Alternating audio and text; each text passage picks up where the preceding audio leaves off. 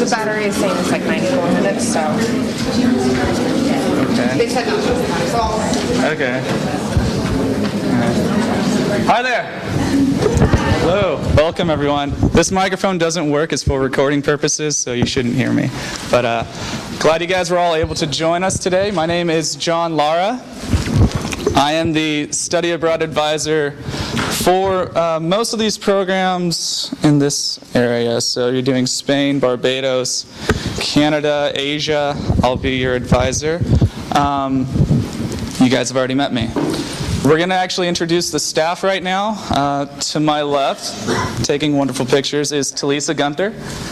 She is the advisor for UK, Ireland, which we don't think Ireland has right now, but France, the Middle East, and Africa as well. In the back, we have our director, Rebecca Sweely. She's going to be talking to you guys about some interesting stuff, as well as the parent content. She'll be going over that with you guys. And then we have our peer advisors, Eve, Cecilia, Luke, and Harshdeep. Currently, he stepped out. Craig Harmelin, he's going to be advising for Latin America and Italy. Is that it? I think so, yeah.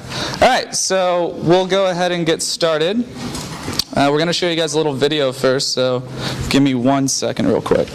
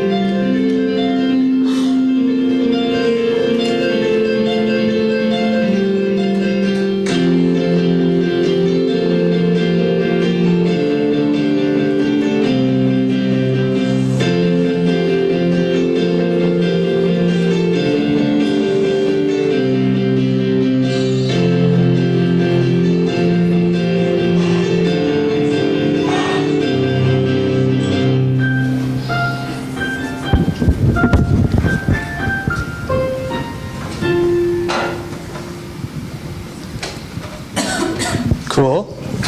Like that? Yeah. Okay. Hopefully that got you guys a little bit excited about study abroad if you weren't already. Okay, let's jump into this. Okay, so the first thing we're going to go over is some important information. So we gave you guys all pens and some scrap paper to write some information down on. So all students participating in EAP, you will want to know this telephone number. For IOP students, I believe all the IOP students that we have here today are semester at sea students. However, if you're not participating in semester at sea, what you'll do is you'll go to your study abroad program's website, and they have an emergency contact listing on there. So I'm going to leave this up there for a little bit for you guys to jot down that number. All this information for the EAP contact info is on EAP's website, right on the home page. If you go down to the very bottom of the screen, you'll see an emergency contact info. All right. One other thing that I'd like you guys to do ahead of time in prep is to be in contact with the embassy or consulate for the country that you guys are going to be studying in. You can find it through the State Department. It's not a requirement for you guys, but it'll be very useful in case of an emergency situation. What they'll want to do is they'll want to be able to notify you about procedures, anything like that. Also, for EAP students, keep in mind that you have the emergency contact information for the study centers while you're abroad, and even the campus liaison. Every program has either a study center or campus liaison, so on your on-site orientation, you'll want to make sure that you have that information on you and throughout your entire program. Also, one other thing, so this this coming fall is a voting year, and so we want to make sure that you guys are able to participate in voting in the presidential election. So before you guys leave, make sure that you not only register to vote, but make sure that you can do your absentee voting. Okay. Next.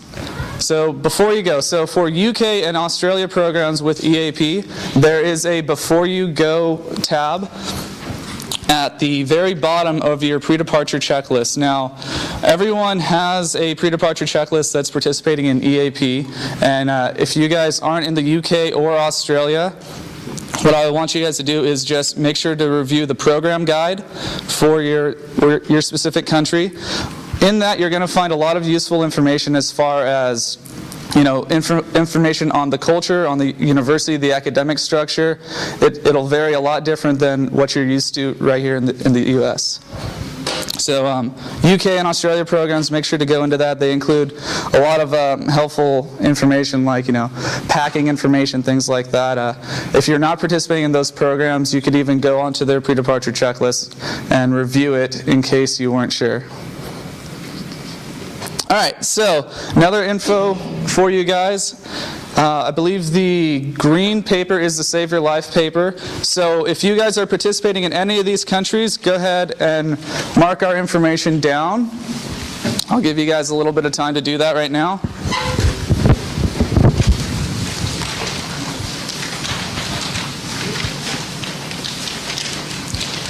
Yeah, we wanted to make you guys participate a little bit, so.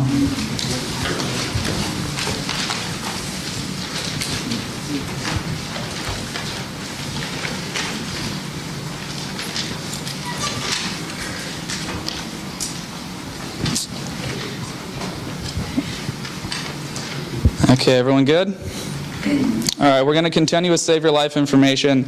So the next screen is going to be, if you're participating in any of these programs with EAP, this is the student finance contact for you. So I'll leave this up here for you guys. Go ahead and jot down the one that applies to you. It'll be on there in the next slide. Yeah. So I'll give you guys a couple more seconds to do that.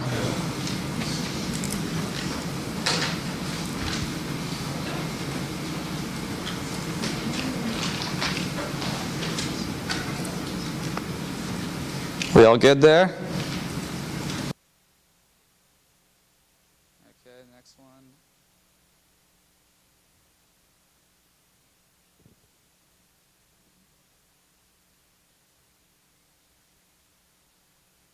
The student finance contact, you'll be in touch with them to go over your financial aid package, set up electronic fund transfer, and if there are any issues with your financial aid, they'll be the one you want to contact.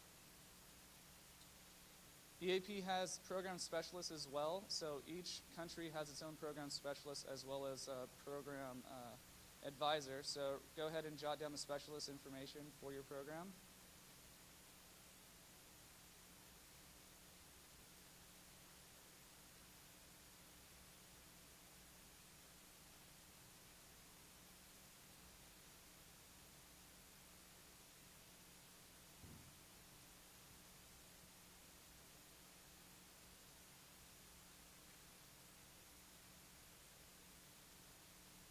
Okay.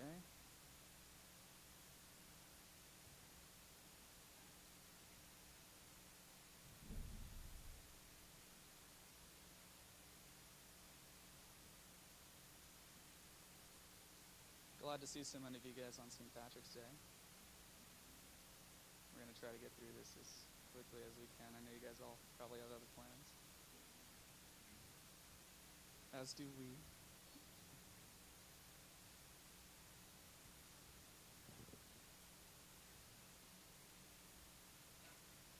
Yeah. The program specialist. You want to see it again?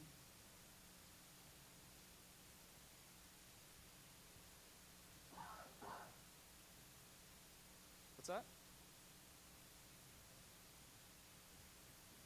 All right. I went back one, so it's okay, guys. All right, here's this one again.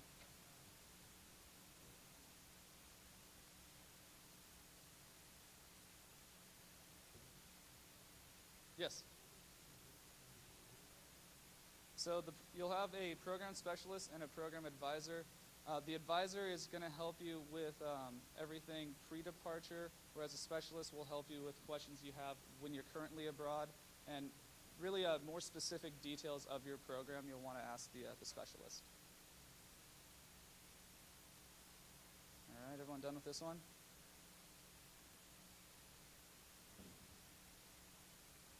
Five, 4, 3, 2, 1.